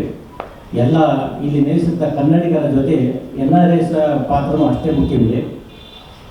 ಮತ್ತು ಡಾಕ್ಟರ್ ಆರ್ತಿ ಕೃಷ್ಣ ಅವರ ನೇತೃತ್ವ ಒಳ್ಳೆಯ ಎಲ್ಲ ಕಂಟ್ರಿಯಲ್ಲಿ ನೆಲೆಸಿರುವಂಥ ಎಲ್ಲರ ಜೊತೆ ಒಂದು ಸಮನ್ವಯದ ಜೊತೆ ಒಳ್ಳೆಯ ಕೆಲಸವನ್ನು ಮಾಡುತ್ತಾ ಬಂದಿದ್ದಾರೆ. ಅದಕ್ಕೆ ನಾನು ಮೇಡಮ್ ಅವರಿಗೆ ಧನ್ಯವಾದಗಳನ್ನು ಈ ವೇದಿಕೆ ಮುಖಾಂತರ ಹೇಳಲಿಕ್ಕೆ ಬಯಸ್ತಾ ಇದ್ದೀನಿ. ಮತ್ತು ಎರಡನೇದು, ನಾವು ನೆಲೆಸಿರುವಂಥ ಕತಾರ್ ದೇಶದಲ್ಲಿ ನಾನು KPCC ಅಧ್ಯಕ್ಷ, ಅದರ ಜೊತೆ ಭಾರತೀಯ ಸಮುದಾಯದ ಮಾರ್ಗದರ್ಶಕನಾಗಿ ಕೆಲಸ ಮಾಡ್ತಾ ಇದ್ದೇನೆ. ಕತಾರ್ ದೇಶದಲ್ಲಿ ಟೋಟಲ್ 8 ಲಕ್ಷ ಭಾರತೀಯರಿದ್ದಾರೆ. ಅದರಲ್ಲಿ 30,000 ಜನ ನಮ್ಮ ಕನ್ನಡಿಗರಿದ್ದಾರೆ. ಸಾಕಷ್ಟು ಸಮಸ್ಯೆಗಳಿಂದ ನಾವಲ್ಲಿ ನಡ್ತಾ ಇದ್ದೇವೆ. ಒಮ್ಮೊಮ್ಮೆ ಡೆಡ್ ಬಾಡಿ ಯಾರಾದರೂ ಸತ್ತರೆ ಒಂದು ಡೆಡ್ ಬಾಡಿ ಹೋಗಲಿಕ್ಕೆ ಮೊದಲು ಒಂದು ವಾರ, ಒಂದು ವೀಕ್, 10 ಡೇಸ್ ಈ ರೀತಿ ಒಂದು ಕಷ್ಟಪಟ್ಟಿದ್ದೆವು. ಮತ್ತು ಸಾಕಷ್ಟು ಒಂದು ಕಾರ್ಮಿಕರಲ್ಲಿ ಬಡ ಕಾರ್ಮಿಕ, ಆ್ಯಕ್ಚುಲಿ ಮಿಡಲ್ ಈಸ್ಟ್ ಬರುವಂಥವರೇ ಬಡ ಕಾರ್ಮಿಕರಲ್ಲಿ ಬಂದು ಅವರಿಗೆ ಏನೋ ದಿಕ್ಕ ತೋರಿಸೋದಾದಾಗ ನಾವು ಒಂದು ಸಮುದಾಯದವರೇ ಒಂದು ಅವ್ರ ಜೊತೆ ಕೂಡಿ ಕೆಲಸ ಮಾಡುತ್ತಾ ಬಂದಿದ್ವಿ. ಈಗ ಇತ್ತೀಚೆಗೆ ನಾನು ಒಂದು KPCC ಅಧ್ಯಕ್ಷನಾದ ನಂತರ ಎಲ್ಲ 8 ಲಕ್ಷ ನಮ್ಮ ಭಾರತೀಯ ಸಮುದಾಯದ ಜೊತೆ ಸಂಪರ್ಕ ಮಾಡಿ, ಅದು ವಿಶೇಷವಾಗಿ ಕರ್ನಾಟಕದಲ್ಲಿ ನೆಲೆಸಿರುವಂಥ ಒಂದು ಟೋಟಲ್ ಒಂದು 30,000 ಜನರ ಜೊತೆ ಕಮ್ಯುನಿಕೇಟ್ ಮಾಡಿ. ನೀವು ಕೇಳ್ಬೋದು ಕ್ವಶನ್ನ, ನೀವು ಇರುವುದು ವಿದೇಶದಲ್ಲಿ ನೀವೇನು ಯಾವ ರೀತಿ ನೀವು ವೋಟ್ ಮಾಡ್ಬೋದು ಅಂತ. ಅದಕ್ಕೆ ಸ್ಪಷ್ಟನೆ ಇದೆ. 30,000 ಜನ ಅಲ್ಲಿ ಒಂದು ಫ್ಯಾಮಿಲಿ ಇದ್ದಾರೆ ಅಂದರೆ 30 ಇಂಟು ಮಿನಿಮಮ್ 4 ಮಾಡಿ ಎಷ್ಟೋ ವೋಟ್ ಟ್ರಾನ್ಸ್ಫರ್ ಆಗ್ಬೋದು. ಅವರ ಫ್ಯಾಮಿಲಿ ಇಂಡಿಯಾದಲ್ಲಿ ಇರ್ತಾರೆ, ಅವ್ರಿಗೆ ಕನ್ವಿನ್ಸ್ ಮಾಡಿದ್ರಲ್ಲ ಅವ್ರಿಗೆ ಇಂಡಿಯಾದಲ್ಲಿ ಫೋನ್ ಮುಖಾಂತರ ಕನ್ವಿನ್ಸ್ ಮಾಡಿ ಅಥವಾ ನಮ್ಮ ಕಾಂಗ್ರೆಸ್ ಪಕ್ಷ ವೋಟ್ ಹಾಕುವಲ್ಲಿ ಅವರು ಡಿಸಿಷನ್ ಆಗ್ತಾರೆ. ಮತ್ತು ಅದರಲ್ಲಿ ಕಾಂಗ್ರೆಸ್ ಪಕ್ಷ ಒಂದು ಇತಿಹಾಸವುಳ್ಳಂಥ ಒಂದು ಪಕ್ಷ. ಮತ್ತು ಇತ್ತೀಚೆಗೆ ಈಗ ಬರುವಂಥ ಚುನಾವಣೆ ಕಾಂಗ್ರೆಸ್ ಪಕ್ಷ ಒಂದು ವಿಧಾನಸಭೆಯಲ್ಲಿ ಭರ್ಜರಿ ಜಯಭೇರಿ ಬಾರಿಸಿತ್ತು. ನಮ್ಮ ಮಾನ್ಯ ಮುಖ್ಯಮಂತ್ರಿಗಳಾದ ಸಿದ್ದರಾಮಯ್ಯ ಅವರ ನೇತೃತ್ವದಲ್ಲಿ, ಅಧ್ಯಕ್ಷರಾದ DK ಶಿವಕುಮಾರ್ ಅವರ ನೇತೃತ್ವದಲ್ಲಿ ನಮಗೂ ಸ್ಪಷ್ಟ ಭರವಸೆ ಇದೆ. ಈ ಬರುವ ಲೋಕಸಭಾ ಚುನಾವಣೆಯಲ್ಲಿ ಕನಿಷ್ಠ 20 ಸ್ಥಾನಗಳನ್ನು ತೆಗೆದುಕೊಂಡೇ ತಿರುತ್ತೇವೆ. ಮತ್ತು ಇತ್ತೀಚೆಗೆ ನಾನು ಲಾಸ್ಟ್ ಒಂದು 20 ದಿನದಲ್ಲಿ ಕರ್ನಾಟಕ ಬಂದು ಪಕ್ಷದ ಪರವಾಗಿ ಪ್ರಚಾರ ಮಾಡ್ತಾ ಇದ್ದೇನೆ. ಮತ್ತು ಗುಲ್ಬರ್ಗ, ಬಿಜಾಪುರ ಎಲ್ಲ ಕಡೆ ಹೋಗಿದ್ದೇನೆ. ಒಳ್ಳೆಯ ವಾತಾವರಣ. ಗುಲ್ಬರ್ಗದಲ್ಲಿ ನಮ್ಮ ಅಲ್ಲಿಗೆ ಅಭ್ಯರ್ಥಿ ಗೆಲ್ಲುವಂಥ ಅವಕಾಶ ನಿಚ್ಚಳವಾಗಿದೆ. ಬಿಜಾಪುರದಲ್ಲಿ ನಿಚ್ಚಳ ಇದೆ.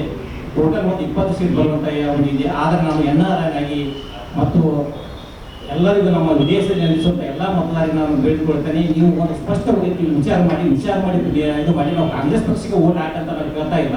ನೀವು ಒಂದು ಸತ್ಯ ಮತ್ತು ಅಸತ್ಯದ ಒಂದು ಇದು ಮಾಡಿ. BJP ಅಂದರೆ ಒಂದು ಕಂಪ್ಲೀಟ್ ಅಸತ್ಯವಾದಂಥ ಒಂದು ಪಕ್ಷ. ಅವ್ರು ಹೇಳುವಂಥದ್ದು ಏನೂ ಸ್ಪಷ್ಟ ಇರಲ್ಲ. ನಿಮಗೆ ಹೇಳಿರ್ಬೋದು, 2014ರಲ್ಲಿ ಮೋದಿಯವರು ಪ್ರಥಮ ಪ್ರಧಾನಮಂತ್ರಿ ಆಗೋದಕ್ಕಿಂತ ಮುಂಚೆ 15 ಲಕ್ಷ ಪ್ರತಿಯೊಬ್ಬರು ಜೈಲಿಗೆ ತರ್ತೀವಿ ಅಂದ್ರೆ ಯಾವುದೂ ಆಗಿಲ್ಲ. ಮತ್ತು ನಾನು ಸ್ಪಷ್ಟವಾದ BJP ಪಕ್ಷಕ್ಕೆ ಒಂದು ಉದಾಹರಣೆ ಕೊಡಲಿಕ್ಕೆ ಬಯಸ್ತೇನೆ. BJP ಪಕ್ಷ ನಾನೊಂದು ವಾಷಿಂಗ್ ಮಿಷಿನ್ ಇದ್ದ ಹಾಗೆ. ಇವತ್ತು ನಾನು ಒಬ್ಬ ದರೋಡೆಗಾರ ಇದ್ದೆ, ನಾನು ಒಬ್ಬ ಯಾವುದೋ ಒಂದು ಕೇಸಿನಲ್ಲಿ ಸಿಗಲಿದ್ದೆ ಅಂದರೆ ನಾನು ಇವತ್ತು BJP ಪಕ್ಷಕ್ಕೆ ಸೇರ್ಪಡೆ ಆದರೆ ನನ್ನ ಎಲ್ಲ ಕೇಸುಗಳು ನನ್ನ ನಿಶ್ಚಯವಾಗಿ ನಾನು ಒಂದು ವಾಷಿಂಗ್ ಮಿಷಿನ್ನಲ್ಲಿ ಒಂದು ಬಟ್ಟೆಗಳು ಹೇಗೆ ಸೂಪರ್ ಆಗುತ್ತೆ ಆ ರೀತಿ ಆಗಲಿಕ್ಕೆ ಸಾಧ್ಯ. ಈ ರೀತಿ ಹೇಗೆ ಒಂದು BJP ಪಕ್ಷದ ವಾಷಿಂಗ್ ಮಿಷಿನ್ ಇದ್ದ ಹಾಗೆ. ಮತ್ತು ಎಲ್ಲ ಸುಶಿಕ್ಷಿತರಿಗಿರೋಂಥ ಪಕ್ಷ ಅಂದರೆ ಕಾಂಗ್ರೆಸ್ ಪಕ್ಷ. ಮತ್ತು ಯಾವುದೇ ಒಂದು ಪ್ರತಿಯೊಂದು ಇಲೆಕ್ಷನ್ ಬಂದಾಗ ಏನಾದರೂ ಒಂದು ಇನ್ಸಿಡೆಂಟ್ ತೊಗೊಂಡು ಅಥವಾ ಏನಾದರೂ ಒಂದು ಉದಾಹರಣೆ ತೊಗೊಂಡು ಜನರ ಚಿತ್ತವನ್ನು ಬೇರೆ ಕಡೆಗೆ ಸೆಳೆದು ಓಟನ್ನು ಬೇರೆ ಕಡೆ ಟ್ರಾನ್ಸ್ಫರ್ ಮಾಡುವಂಥ ಒಂದು ಕಲೆ BJPಯಲ್ಲಿದೆ. ಆದ್ದರಿಂದ ಮತದಾರ ಪ್ರಭುಗಳು ನೀವು ದೊಡ್ಡವರು, ನಿಮ್ಮಿಂದ ಎಲ್ಲ ಒಂದು ಇತಿಹಾಸವನ್ನು ನಿರ್ಮಿಸಬಹುದು. ಈಗಾಗಲೇ ಕಾಂಗ್ರೆಸ್ ಪಕ್ಷ ಕರ್ನಾಟಕದಲ್ಲಿ ಒಳ್ಳೆಯ ಅಧಿಕಾರ ಕೊಡ್ತಾ ಇದೆ. ಮತ್ತು 5 ಗ್ಯಾರಂಟಿ ಕೊಟ್ಟಾಗ ಸಹಿತ ಇದು ಎಷ್ಟೋ ಜನ ನಮ್ಮ ಅಪೋಸಿಷನ್ ಕುಮಾರಸ್ವಾಮಿ ಅವರಾಗಿರ್ಬೋದು, ಬೇರೆ ಬೇರೆ ಪಕ್ಷದ ಮತ್ತು ನಮ್ಮ ಯಡಿಯೂರಪ್ಪವರಾಗಿರ್ಬೋದು, ಪ್ರತಿಯೊಬ್ಬರು ಹೇಳಿಸಿದ್ರು ಇದರಿಂದ ಏನೂ ಆಗಲ್ಲ, ಖಜಾನೆಗೆ ದೊಡ್ಡ ಬೊಕ್ಕಸಕ್ಕಾಗುತ್ತೆ. 68,000 ಈ 5 ಗ್ಯಾರಂಟಿಗಳು ನಾವು ಸಂಪೂರ್ಣ ಮಾಡಬೇಕಾದ್ರೆ 68,000 ಕೋಟಿ ರೂಪಾಯಿ ನಮಗೆ ಸರ್ಕಾರಕ್ಕೆ ಬೇಕಾಗಿತ್ತು. ಆ ರೀತಿ ಇದು ಸಾಧ್ಯ ಆಗಿದ್ದು ಕಾರಣ ಅಂದರೆ ನಮ್ಮ ದಕ್ಷವಾದಂಥ ಮುಖ್ಯಮಂತ್ರಿ ಸಿದ್ದರಾಮಯ್ಯ ಅವರ ನೇತೃತ್ವದಲ್ಲಿ. ಯಾಕಂದರೆ ಸಿದ್ದರಾಮಯ್ಯ ಅವರು ಬಜೆಟ್ ಮಂಡನೆ ಮಾಡುವಲ್ಲಿ ಇತಿಹಾಸ ನಿರ್ಮಿಸಿದ್ದಾರೆ. ಯಾವ ಬಜೆಟ್ ಎಲ್ಲಿ ಮಾಡಬೇಕು, ಎಲ್ಲಿ ದುಡ್ಡು ಏನು ಮಾಡಬೇಕಂತ ಒಂದು ಕೆರೆ ಇದ್ದಲ್ಲೇ ಒಂದು ಪಕ್ಕ ಬಜೆಟ್ ಕೊಟ್ಟು ಇದು ಮಾಡಿದ್ದಾರೆ. ಮತ್ತು ಇನ್ನೊಂದು ಉದಾಹರಣೆ ಹೇಳ್ತೀನಿ, ಇತ್ತೀಚೆಗೆ ನಮ್ಮ ವಿರೋಧ ಪಕ್ಷಗಳು ಒಂದು ವಾರಿ ಮಾಡ್ತಿದ್ದಾರೆ. ಬಜೆಟ್ ಎಲ್ಲ ಗ್ಯಾರಂಟಿ ಕೊಟ್ಟು ದೇಶ ಕರ್ನಾಟಕ ದಿವಾಳಿ ಆಗಿದೆ ಅಂತೆ. ಇತ್ತೀಚೆಗೆ ಒಂದು 2 ಉದಾಹರಣೆ ಕೊಡ್ತಾ ಇದ್ದೇನೆ. ಮತ್ತು ಲೇಟೆಸ್ಟ್ ಉದಾಹರಣೆ, ನಮ್ಮ PUC ಕಲಾದಲ್ಲಿ ಕರ್ನಾಟಕ ಫಸ್ಟ್ ರ್ಯಾಂಕ್ ಬಂದಂಥ ವಿದ್ಯಾರ್ಥಿ ಜಮಖಂಡಿ ಭಾಗದವರು, ಅವ ಒಬ್ಬ ನಾವಿಕನ ಮಗ. ಅವ ಒಂದು ಉದಾಹರಣೆ ಹೇಳ್ದ, ನಮ್ಮ ತಂದೆ ತೀರಿಕೊಂಡಿದ್ದಾರೆ, ನಮ್ಮ ತಾಯಿ ಒಂದು ದುಡಿಮೆ ಮಾಡಿ ಇದು ಮಾಡ್ತಾರೆ, ನಮ್ಮ ತಾಯಿಯವರಿಗೆ ಸ್ವಲ್ಪ ದುಡಿಮೆ ಆಗದೇ ಇದ್ದ ಪಕ್ಷದಲ್ಲಿ ನನ್ನ ವಿದ್ಯಾಭ್ಯಾಸದ ನೆರವಿಗೆ ಬಂದಿದ್ದು 2,000 ಗೃಹಲಕ್ಷ್ಮಿ 2,000 ರೂಪಾಯಿ ಇತ್ತು. ಇದಕ್ಕಿಂತ ಹೆಚ್ಚಿನ ಉದಾಹರಣೆ ಒಬ್ಬ ಸ್ಟೂಡೆಂಟ್ ಯಾವಾಗಲೂ ಹೇಳಲಿಕ್ಕೆ ಸಾಧ್ಯವಿಲ್ಲ. ಅವ್ರು ಸ್ಟೂಡೆಂಟ್ಸ್ ಸಹಿತ ಹೇಳ್ತಾ ಇದ್ದಾನೆ. ಮಾನ್ಯ ಒಬ್ಬ ತಾಯಿ ಮಗ ಅಂತ್ಯಕ್ರಿಯೆಯಲ್ಲಿ ತಾಯಿನೂ ಒಂದು ನಮ್ಮ ಗ್ಯಾರಂಟಿಯನ್ನು ಅದ್ರ ಬಗ್ಗೆ ಒಂದು ನೆನಪು ಮಾಡಿಕೊಂಡು ಈ ರೀತಿ ಸಾಕಷ್ಟು ಉದಾಹರಣೆಗಳು ನಾವು ಇನ್ನೇ ಇರ್ಬೋದು. ಅದಕ್ಕೆ ನಾನು ಜಾಸ್ತಿ ಮಾತಾಡಲಿಕ್ಕೆ ಹೋಗಲಿಲ್ಲ, ಮಾತಾಡೋರು ಸಾಕಷ್ಟಿದ್ದಾರೆ. ಅದಕ್ಕೆ ನಾನು ಸಂಪೂರ್ಣವಾಗಿ ಒಂದು 2 ಮಾತುಗಳನ್ನು ಮೊಟಕುಗೊಳಿಸಿ ತಾವೆಲ್ಲರೂ ತಮ್ಮ ನೆರೆದಂಥ ಮಾತುಗಳನ್ನು ಸಂಪೂರ್ಣವಾಗಿ ಬಿತ್ತರಿಸಿ ಕಾಂಗ್ರೆಸ್ ಪಕ್ಷಕ್ಕೆ ಒಂದು ಸ್ಪಷ್ಟ ಬಹುಮತ ಈ ಸಲ ನಾವು ಬಂದೇ ಬರುತ್ತೆ 20 ಸ್ಥಾನ ಗೆಲ್ತೀವಿ. ಮತ್ತು ಇಲ್ಲಿ ನೆರೆದಂಥ ಎಲ್ಲ ನಮ್ಮ ಬೇರೆ ದೇಶದ ಮಿತ್ರರಿಗೆ ಮತ್ತು ಅವಕಾಶ ಮಾಡಿಕೊಟ್ಟಂಥ ನಮ್ಮ ಡಾಕ್ಟರ್ ಆದಿಕ್ ನಾನು ಧನ್ಯವಾದ ನೀಡಿ ನಾನು 2 ಮಾತುಗಳನ್ನು ಮುಗಿಸ್ತೇನೆ. ಧನ್ಯವಾದಗಳು. ಜೈ ಕರ್ನಾಟಕ, ಜೈ ಭಾರತ್. ಗುರ್ದಾಸ್ಪುರಿ ಅವರು ಮೂಲತಃ ಪಂಜಾಬ್ನವರು, ಆದರೆ ನಮ್ಮ ಯುರೋಪ್ನ ಇದೆ ಅವರು मेरी तो खुशी हुई आज इधर पहुंचकर, जो आपने जब काम किया था है, लेकिन भारतीय कृष्णा जी ने तो आज प्रेस कॉन्फ्रेंस कराई है। ये हमारी NRI की पहली कॉन्फ्रेंस है, अभी तक किसी ने कॉन्फ्रेंस नहीं कराई। तो ऐसे जत्न होते रहेंगे तो लोग हमसे जुड़ते रहेंगे। तो हम इसलिए इकट्ठे हुए हैं, जो मेरे से पहले सभी ने बता दिया है, ज़्यादा मैं टाइम नहीं लूँगा, लेकिन अभी समय है आपके पास बदलने का मोदी जी को। अभी अगर आप राहुल जी को कांग्रेस को आगे लाएंगे तो देश तरक्की कर सकता है, क्योंकि हम बहुत बार राहुल गांधी जी को सुन चुके हैं। वो हमारे ग्रुप में आते हैं, हम उनके साथ आते हैं, उनके विचार सुनते हैं, तो हमको पता लगता है कि उनके दिल में कितना दर्द है लोगों के लिए, वो क्या करना चाहते हैं। लेकिन इधर का मीडिया जो है उनको पूरा सहयोग नहीं करता। इसलिए मैं मीडिया को भी विनती करता हूँ कि अभी समय की ज़रूरत है, राहुल जी को बहुत ज़्यादा आगे लाइए, उनकी जो बातें हैं वो जनता के बीच में लेकर जाइए और काम को जिताइए। बस मैं इतना कहना चाहता हूँ। सबका धन्यवाद, थैंक यू। ನಮ್ಮ ಡಾಕ್ಟರ್ ಜಾಶುವಾ ಅವರು ಅಮೆರಿಕಾದ ಅವರು ತಮಿಳ್ನಾಡು ಮೂಲದ ಪ್ರೆಸಿಡೆಂಟು, ಅವರು ಇಲ್ಲ ಯಾವುದೂ ಅಲ್ಲಿರೋ ದೇಶದಿಂದ ಮಾಡೋಂಥದ್ದಿಲ್ಲ. ಆನ್ಲೈನ್ ರಿಜಿಸ್ಟರ್ ಮಾಡ್ಕೊಂಡು ಇಲ್ಲಿ ಬಂದು ವೋಟ್ ಮಾಡ್ಬೋದು NRS ಅಂತ ಆಗಿದೆ. ಬಟ್ ಅವ್ರು ಕೇಳ್ತಾ ಇರೋದು ಅವ್ರ ದೇಶದಲ್ಲೇ ನಮ್ಮ ಬೇರೆ ದೇಶಗಳ ವೋಟಿಂಗ್ ವ್ಯವಸ್ಥೆಯಲ್ಲೂ ಕೂಡ ಈಗ ಇಂಡಿಯಾದಲ್ಲಿ ಇದ್ರೆ ಅವ್ರ ದೇಶದವರು ಇಲ್ಲಿಂದ ವೋಟ್ ಮಾಡುವಂತ ವ್ಯವಸ್ಥೆಗಳೇನು ಇದಾವ? ಇಲ್ಲ. ಅವರಿಗೆ ಅಮೆರಿಕನ್ಸ್ ಇದ್ದರೆ ಅವರು ಎನ್ವೆಲಪ್ ಅಲ್ಲಿ ಹಾಕಿ ಎನ್ವೆಲಪ್ ಅಲ್ಲಿ ಅಲ್ಲಿಗೆ ಕಳಿಸ್ಬೋದು ರಾಯಭಾರಿ ಕಚೇರಿ ಮೂಲಕ. ಅವ್ರಿಗಿದೆ, ನಮ್ಮವರಿಲ್ಲ. ಪೋಸ್ಟಲ್ ಆಬ್ಸೆಂಟಿ ಬ್ಯಾಲೆಟ್ ಅಂತ, ಆಬ್ಸೆಂಟಿ ಬ್ಯಾಲೆಟ್ ಬೇರೆ ಕಡೆ ಅವ್ರು ಕೆಲಸ ಮಾಡ್ತಾ ಇದ್ದು ಅಥವಾ ಅವರು ಸಪೋಸಿಂಗ್ ತಗೊಳ್ಳಿ, ಇವಾಗ US ಆರ್ಮಿ ಕೆಲಸ ಮಾಡೋ ಆರ್ಮಿ ಬೇರೆ ಸಿಟಿಸನ್ಸ್ ಇರ್ತಾರಲ್ಲ, ಹೌದು ಇಲ್ಲಿಂದ ಕಳಿಸ್ಬೋದು. ನನ್ನ ಮಗಳು US ಕಳಿಸಿದ್ರು ಪೋಸ್ಟಲ್. ಬಟ್ ನಮ್ಮವ್ರಿಗೆ ಆ ಥರದ್ದಿಲ್ಲ. ಮತ್ತು ಅವ್ರು ಕೇಳ್ತಾ ಇರೋದು ನಾವು ಇರೋ ಕಡೆನೇ ನೀವು ಒಂದು ವೋಟಿಂಗ್ ರೈಟ್ಸ್ ಕೊಡಿಸಿ, ಅಂದರೆ ಅಲ್ಲಿ ನಮ್ಮ ರಾಯಭಾರಿ ಕಚೇರಿ ಇದೆ, ಅಲ್ಲಿ ಹೋಗಿ ವೋಟ್ ಮಾಡೋ ಅಂಥದ್ದು, ಅಥವಾ ಆನ್ಲೈನ್ ಮೂಲಕ ಮಾಡೋದು, ಆ ಥರದ್ದು ನಮಗೂ ಕೊಡಿಸಿ. ಅಥವಾ ಈಗ ಅಮೆರಿಕದವ್ರು ಮಾಡ್ತಾ ಇದ್ದಾರೆ, ಆ ಥರದ್ದು ನಮಗೆ ಕೊಡಿಸಿ. ಎಸ್ಪೆಷಲಿ ಗಲ್ಫ್ ರಾಷ್ಟ್ರದವರಿಗೆ ತುಂಬ ತೊಂದರೆ ಆಗ್ತದೆ. ಬಿಕಾಸ್ ಅಲ್ಲಿ ಕೂಲಿ ಕಾರ್ಮಿಕರು ಇಲ್ಲಿ ಬಂದು ವೋಟ್ ಹಾಕಕ್ಕೆ ಆಗ್ತಾ ಇಲ್ಲ, ಅಷ್ಟೊಂದು ದುಡ್ಡು ಸ್ಪೆಂಡ್ ಮಾಡ್ಕೊಂಡು. ಬಟ್ ಅವ್ರಿಗೆ ವೋಟ್ ಹಾಕಬೇಕು ಅನ್ನೋ ಮನಸ್ಸಿದೆ. ಆಮೇಲೆ ಅವ್ರು ಆ ದೇಶದಲ್ಲೂ ಹಾಕೋಕ್ಕಾಗ್ತಿಲ್ಲ, ಇದು ಹಾಕಿಲ್ಲ. ಎಲ್ಲ ಮಾಡಿ ಹೌದು. ಆದರೆ ಈಗ ನಮ್ಮ ಸರ್ಕಾರ, ಕೇಂದ್ರ ಸರ್ಕಾರದಲ್ಲಿ ಈಗ ನಮ್ಮ ಸರ್ಕಾರ ಇದ್ದಾಗ ನಾವು ಪ್ರತ್ಯೇಕ ಸಚಿವಾಲಯ ಇತ್ತು ಅನಿವಾಸಿ ಭಾರತೀಯರಿಗೆ. ಅವಾಗ ನಾವು ಅದನ್ನೆಲ್ಲ ಪರ್ಸ್ಯೂ ಮಾಡ್ತಾ ಇದ್ವಿ, ಪ್ರಾರಂಭ ಮಾಡಿದ್ವಿ, ಅನೇಕ ಯೋಜನೆಗಳನ್ನು ಮಾಡಿದ್ರು, ಕಾರ್ಯಗತನೂ ಮಾಡಿದ್ರು. ಅಷ್ಟರಲ್ಲಿ ಈಗ ನಮ್ಮದು OCI ಕಾರ್ಡು, PIO ಕಾರ್ಡ್ ಅಂತ ಇತ್ತು ಮುಂಚೆ, ಅದನ್ನು OCI ಕಾರ್ಡ್ ಮಾಡಿದ್ರು. ಅಂದರೆ ಮೊದಲು PIO ಅಂತ 20 ವರ್ಷ ಕೊಡ್ತಿದ್ರು ವೀಸಾ. OCI ಕಾರ್ಡ್ ಆದಮೇಲೆ ಅವರಿಗೆ ಪರ್ಮನೆಂಟ್ ವೀಸಾ. ಈಗ ಅವ್ರು ಮತ್ತೆ ವೀಸಾ ತಗೊಳೋದಿರಲ್ಲ, ಅಂದರೆ ಅತಿ ಸಿಟಿಸನ್ಸ್ ಇಂಡಿಯಾ ವೀಸಾ ಮತ್ತೆ ತಗೊಳೋದಿರಲ್ಲ. ಸೊ ಅದೆಲ್ಲ ಸುಮಾರು ಬೆಳವಣಿಗೆ ಆಯಿತು. ಆದರೆ ಈಗ ಸಚಿವಾಲಯನೇ ಇಲ್ಲ. ವಿದೇಶಾಂಗ ಸಚಿವಾಲಯದಲ್ಲೇ ಒಂದು ಸೆಕ್ರೆಟರಿ ಮತ್ತು ಜಾಯಿಂಟ್ ಸೆಕ್ರೆಟರಿ ಆ ಥರ ಇದ್ದಾರೆ ಹೊರತು ಪ್ರತ್ಯೇಕ ಸಚಿವಾಲಯ ಅಥವಾ ಸಚಿವರಿಲ್ಲ. ಆದ್ದರಿಂದ ಇದು ಯಾವುದೂ ಅಗ್ರೆಸಿವ್ ಆಗಿ ಪರ್ಸ್ಯೂ ಮಾಡ್ತಾ ಇಲ್ಲ. ಅದೇ ನಮ್ಮ ಸರ್ಕಾರ ಬಂದಮೇಲೆ ನಾವು ಬೇರೆ ಸಚಿವರನ್ನ ಮತ್ತೆ ಅಪಾಯಿಂಟ್ ಮಾಡ್ತೀವಿ ಅಂತ ನಾನು ಹೇಳ್ತೇನೆ. ಅದೊಂದೇ ಅಲ್ಲ, ಈಗ ಬೇರೆ ಬೇರೆ ಸಮಸ್ಯೆಗಳು, ಇವಾಗ ಮೆಡಿಕಲ್ ಸೀಟು, ಇಂಜಿನಿಯರಿಂಗ್ ಸೀಟು, ಅಲ್ಲಿ ಕೂಲಿ ಕಾರ್ಮಿಕರನ್ನು ಬೇರೆ NRIs ಥರನೇ ಸೇಮ್ ಲೆವೆಲಲ್ಲಿ ನೋಡ್ತಾ ಇದ್ದಾರೆ. ಅದನ್ನು ನಾವು ಇವರಿಗೆ ಪ್ರತ್ಯೇಕವಾಗಿ ನೀವು ಒಂದು ವ್ಯವಸ್ಥೆ ಮಾಡಬೇಕು. ಇಲ್ಲಾಂದರೆ ಅವರು NRIs ಅಷ್ಟೊಂದು ಅರ್ಥ ಮಾಡ್ತಾ ಇಲ್ಲ. ಅವ್ರಿಗೂ ಬೇರೆ NRIಸ್ಗೂ ಒಂದೇ ಫೀಸ್ ಚಾರ್ಜ್ ಮಾಡಿದ್ರೆ, ಕೋಟ್ಯಾಂತರ ರೂಪಾಯಿ ಚಾರ್ಜ್ ಮಾಡಿದರೆ ಅವರು ಆ ದೇಶದಲ್ಲಿ ಕೆಲಸ ಮಾಡಿ ವರ್ಷಗಟ್ಟಲೆ ಕೆಲಸ ಮಾಡಿದ್ರು ಅಷ್ಟು ಸೇವಿಂಗ್ಸ್ ಇರಲ್ಲ. ಸೊ ಅದಕ್ಕೆ ಅವ್ರಿಗೊಂದು ಪ್ರತ್ಯೇಕ ನೀತಿನ ನಾವು ಮಾಡಬೇಕು ಅನ್ನೋದೆಲ್ಲ ನಾವು ಪರ್ಸ್ಯೂ ಮಾಡ್ತಿದ್ವಿ. ಅದೆಲ್ಲ ಕೇಂದ್ರ ಸರ್ಕಾರದಿಂದಲೇ ಆಗಬೇಕು. ಸೊ ನಮ್ಮ ಸರ್ಕಾರ ಬಂದರೆ ಅದೆಲ್ಲ ಮಾಡ್ಬೋದು ಅಂತ ಅನಿಸ್ತಿದೆ.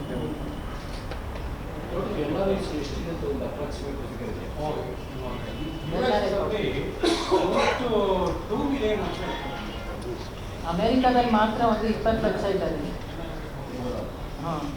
ಓವರಾಲ್ ತುಂಬ ಓವರಾಲ್ ಸುಮಾರು ಒಂದು 2.5 ಕೋಟಿಗಿಂತ ಜಾಸ್ತಿ ಇದೆ ಇಡೀ ಪ್ರಪಂಚದಲ್ಲಿ. ನಮ್ಮದು ಕನ್ನಡಿಗರಿರೋದು 18 ಲಕ್ಷ ಒಂದು ದೇಶದಲ್ಲಿ. ಎಲ್ಲ ಪ್ರಪಂಚದಲ್ಲಿ ಎಲ್ಲ ಕಂಟ್ರಿ.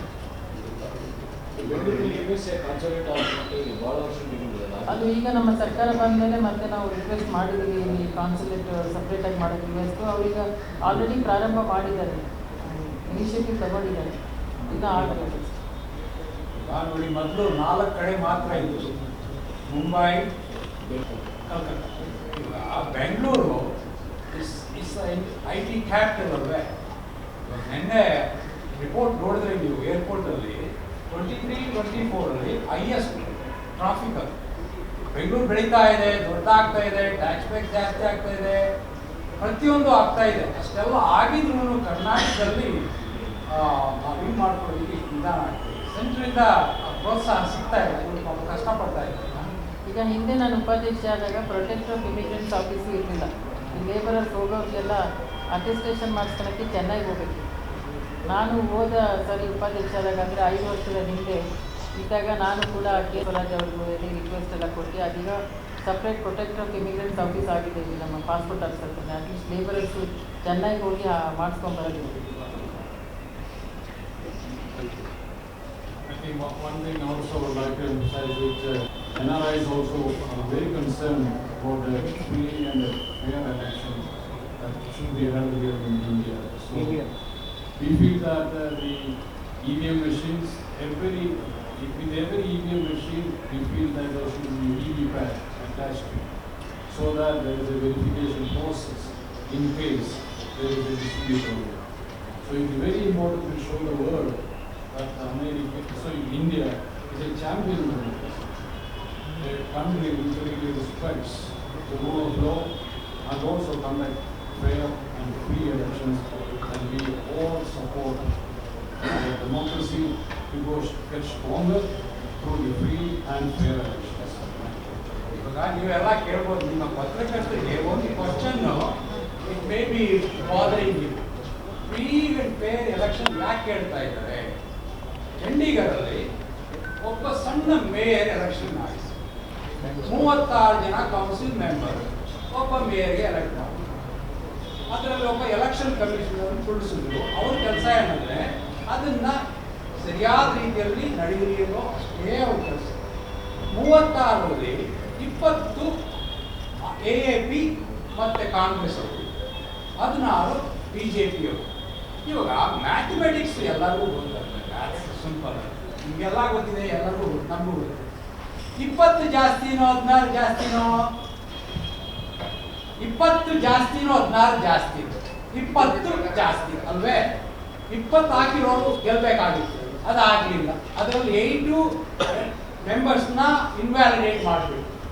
ಬೈ ಚಾನ್ಸ್ ಏನೋ ಅದು ಕ್ಲೋಸ್ ಸರ್ಕ್ಯೂಟ್ ಕ್ಯಾಮ್ರಾ ಓಪನ್ ಆಗಿದ್ದರಿಂದ ಅವ್ರು ಸಿಗಾಕೊಂಡ್ಬಿಟ್ಟು ಅದನ್ನು ಸುಪ್ರೀಂ ಕೋರ್ಟ್ಗೆ ಹೋಗಿ ಸುಪ್ರೀಂ ಕೋರ್ಟ್ ಏನು ಹೇಳ್ತು, ನೀನು ಕೆಲಸ ಅಲ್ಲಿ ನೀವು ಏನಪ್ಪ ಅಂದರೆ ನೀವು ನೋಡ್ಕೋಬೇಕಾಗಿತ್ತು ಅಷ್ಟೇನೋ ಹೊರತು ಅದನ್ನು ಬದಲಾಯಿಸೋದು ನಿನಗೆ ಅಧಿಕಾರ ಇಲ್ಲ. ಇದನ್ನೆಲ್ಲ ಪ್ರಪಂಚದಲ್ಲೆಲ್ಲ ಕಡೆ ಏನು ಬಂದ್ಬಿಟ್ಟು ಅವಾಗ ಏನಿಸ್ತು ಬೇರೆಯವರೆಲ್ಲ ಏನಪ್ಪ ನಿಮ್ಮ ಇಂಡಿಯಾದಲ್ಲಿ ಹಿಂಗೆ ಆಗ್ತಾ ಇದೆಯಾ, ಬ್ಯಾಲೆಟ್ ಬಂದಿತಾ ಇದ್ದಾರಾ ಅಂತ ನಮಗೆ ಕೇಳೋರು. ಅದರಿಂದ ನಾವೇಳೋದು ಇಲ್ಲ ಪಾತ್ರ ಅರ್ಥ ಇಲ್ಲ, ಏನೋ ಇಲ್ಲ ಐಸೋಲೇಟೆಡ್ ಎಲ್ಲ ಸರಿ ಹೋಗುತ್ತೆ. ಇಲ್ಲಿ ಬಂದು ನಾವು ನಿಮಗೆಲ್ಲ ಹೇಳೋದು ನಮ್ಮ ಎಲೆಕ್ಷನ್ ಸರಿಯಾಗುವಂತೆ ಮಾಡಿ ಪ್ರಯತ್ನ ಪಡಿ, ದೇಶದ ಅಭಿಮಾನವನ್ನು ಉಳಿಸ್ಕೊಳ್ಳಿ.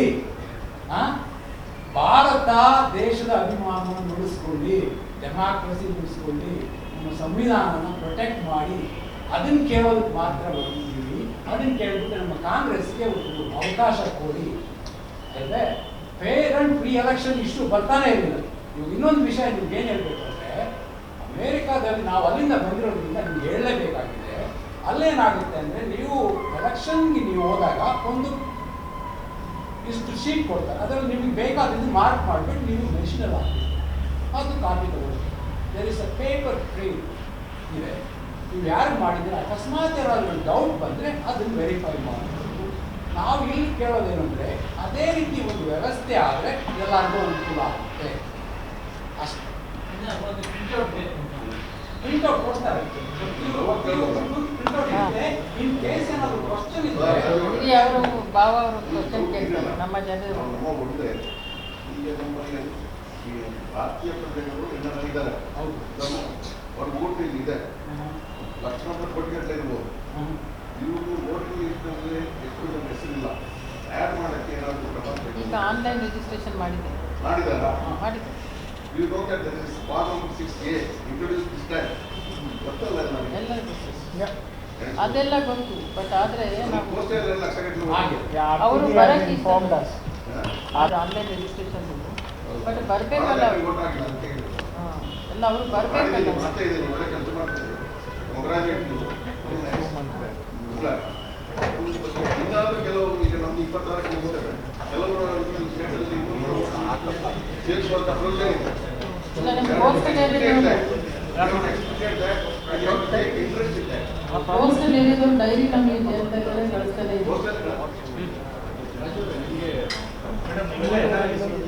ಏನು ಹೇಳಿ ಕೇಳಿಸ್ತಾ ಇಲ್ಲ. ಇಂಡಿಯಾ ಮೈತ್ರಿಕೂಟಕ್ಕೆ ಏನಾದ್ರು ಬಹುಮತ ಬಂದ್ರೆ ಪ್ರೈಮ್ ಮಿನಿಸ್ಟರ್ ಕ್ಯಾಂಡಿಡೇಟ್ ಯಾರಾಗಬೇಕು ಅಂತ, ನೀವು ಎನ್ ಐ ಕ್ಯಾಂಡಿಡೇಟ್ ಯಾರಾಗಬೇಕು ಅಂತ ನಿಮ್ಮ ಸಲಹೆ ಬೇಕು. ಡೆಮಾಕ್ರೆಟಿಕ್ ಪಾರ್ಟಿ, ಸೊ ಅವರು ಎಲೆಕ್ಷನ್ ಅಲ್ಲಿ ನಮ್ದು ಅದು ಯಾರು We have parliamentary democracy. ಅನುಕೂಲ ಯಾರು ಆಗುತ್ತೆ?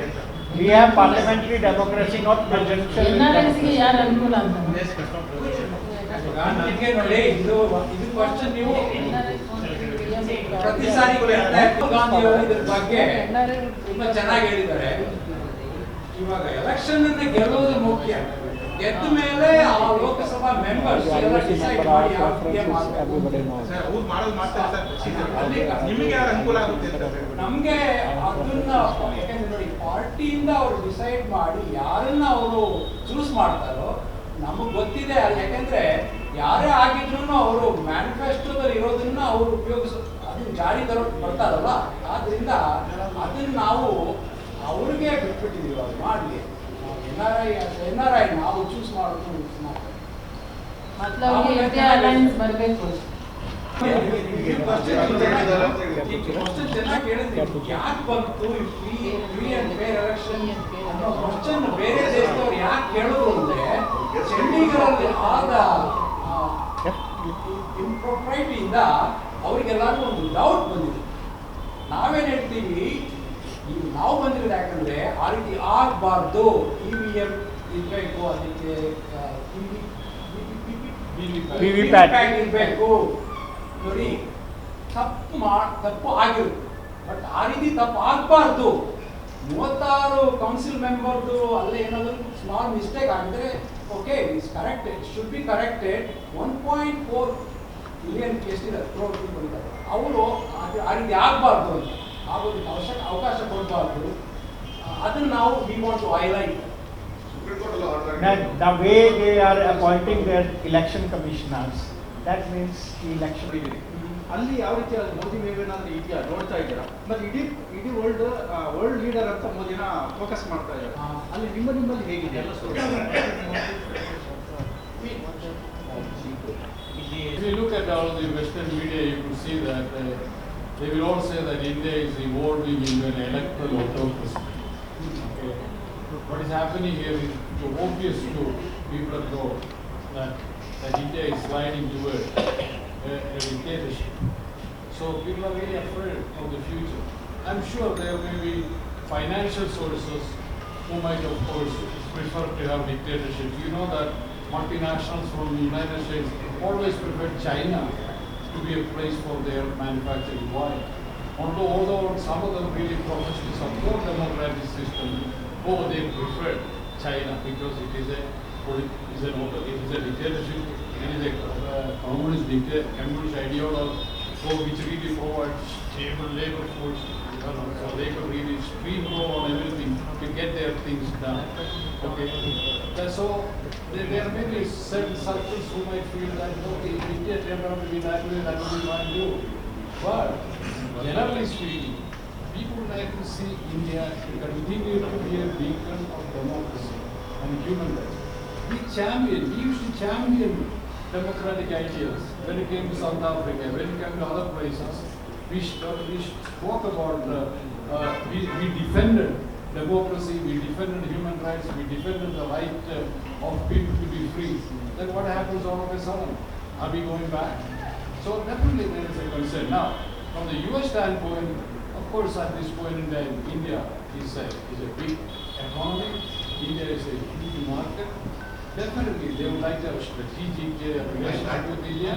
And China, they will see China as definitely India as a bulwark against China. There will be a lot of reasons why the Western leaders may not speak out publicly. But from my understanding, they definitely express their concerns privately whenever they meet. Because Manipur, look at Manipur. You know, it is 41% of the state of Manipur are Christians. Today in Imphal, they are totally, ethnically cleansed. Political stability is fundamental to economic progress and social progress. If we really believe that's what happened under Nehruvian vision on the scope, India has progressed tremendously. Do we want to continue on that path, or do we want to polarize India, where people are fighting on what they eat, how they worship, or how they dress? That's not the India or the founding fathers of modern India. So it is important that we take that community back. This is about time. The voters realize that we are really going in a wrong direction. We are sliding backward.